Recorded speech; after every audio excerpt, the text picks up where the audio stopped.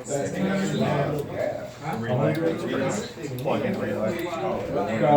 your common side terminal block.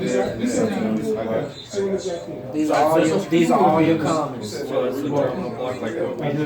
Yeah, that's a terminal block. These are terminal blocks. These are terminal blocks. But this is the common terminal block.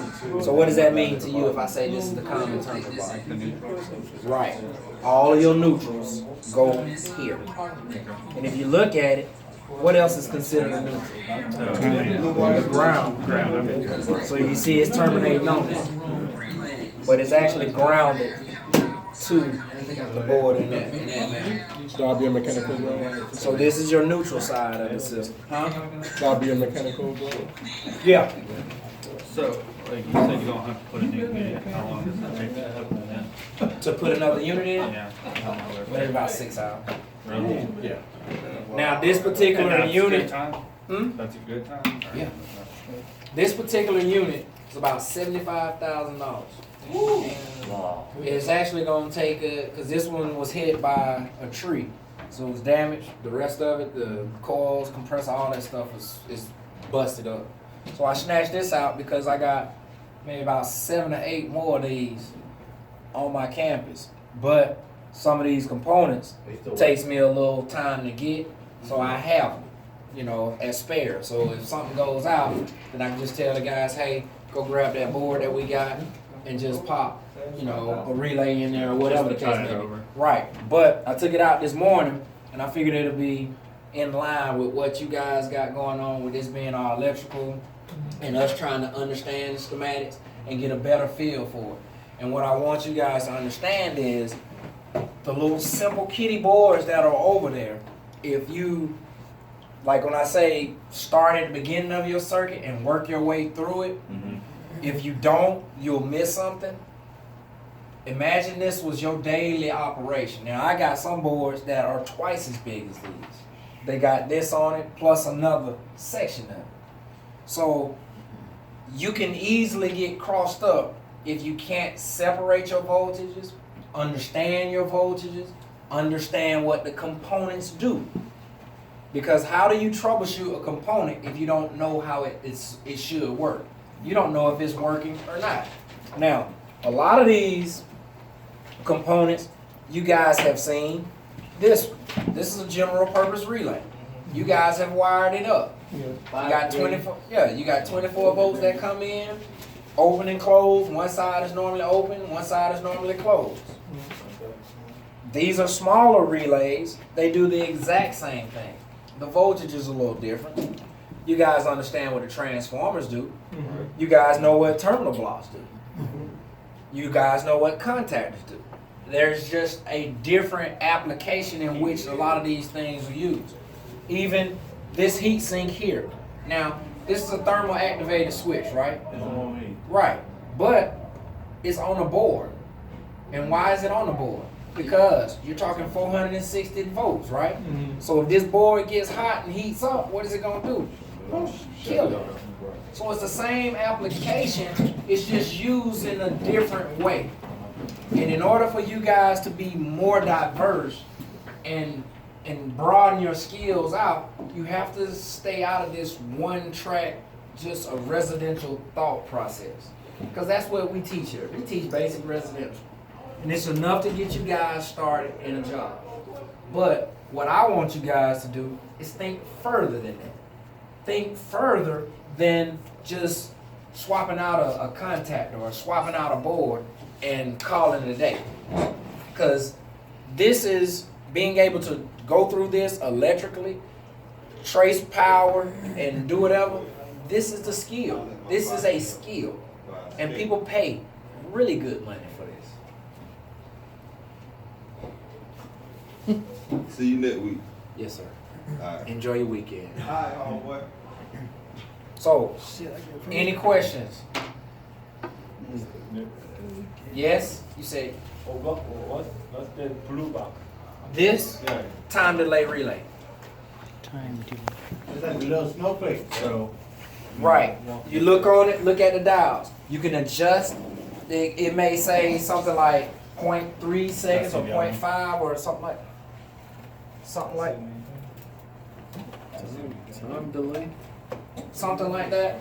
Well, you can adjust how long you want it to take before that fan comes on, how long you want it to take before that gas cycle comes on, or how long you want the compressor to stay off in the event that you switch from heating to cooling, or a dehumidification process, or whatever the case may be.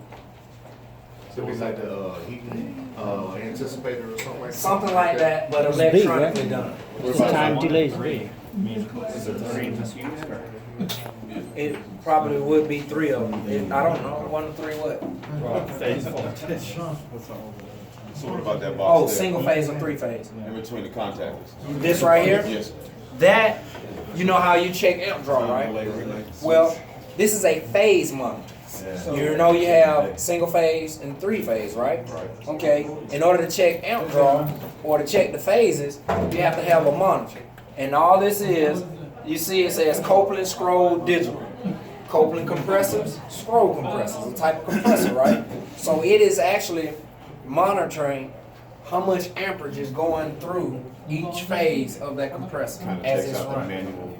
manual, it kind of takes out the manual way you checking the amperage. Well, no, it's monitoring the phases of it because it actually has to do with the sequence of operation as far as the speed of the now you start talking about variable speed motors.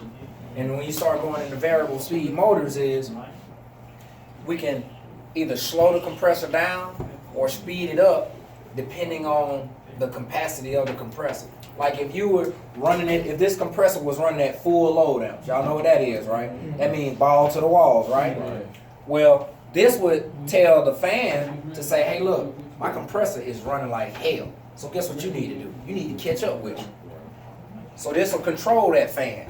And it'll say, okay, I got 1 fan running, but my compressor is really overloaded. So let me turn on a 2nd fan or a 3rd fan. Because now you're talking about multiple condenser fans. We're already talking about multiple compressors. So you think you just got 1 damn condenser fan? No, you got 6 of them. So when 1 compressor comes on, 2 fans may come on. And then later on in the day, as it heats up, that 1 compressor that's still running may say, you know what, let me bring on a 3rd fan. And that 3rd fan comes on. Then it says, you know what, we still not making our set point, our supply air temp. So let's bring on this 2nd compressor and these other 3 fans. So now that system is running at 100%. He knows it, they know it, and all the other components know it. So I say that the basic concept is the same. You just add more bells and whistles in there because different things, different applications need to know what's going on in order to. But I don't want you guys to be intimidated by looking at this because it's the exact same thing. It's just on a larger scale and it's more wires. I mean, maybe for us, we see it, we like, damn, no, I mean, you used to this shit, so you sound like, don't be intimidated. But I don't want you to be intimidated, and that's why I brought it in here, is so that you guys can But like you see. were saying, most of the parts we've seen before. Right, that's what I want you to understand. We don't create new components in the system. We just add more of them, and they're either in series or parallel. And that's it. So I don't want you guys to feel like, oh man, that commercial stuff is really way out. It's really not. It's actually, to me, I love commercial because it's simpler than residential. Residential, you gotta crawl on your knees, be in the hot ass attics, and drag shit, and do all that. Who wants to do that? When I can walk up to this unit, open the cabinet, and stand like this and look at everything. And then if I have to get on a ladder because I gotta reach a component or something, I'll get on a little 4-foot ladder and I'll sit on the top of that ladder. I'll put my headphones in and I'll start right there at the bottom. And I'll go through my power and I'll trace it all the way over to my transformer.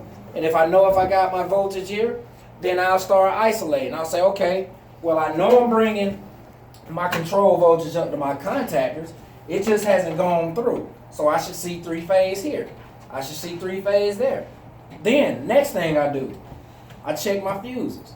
That's easy. You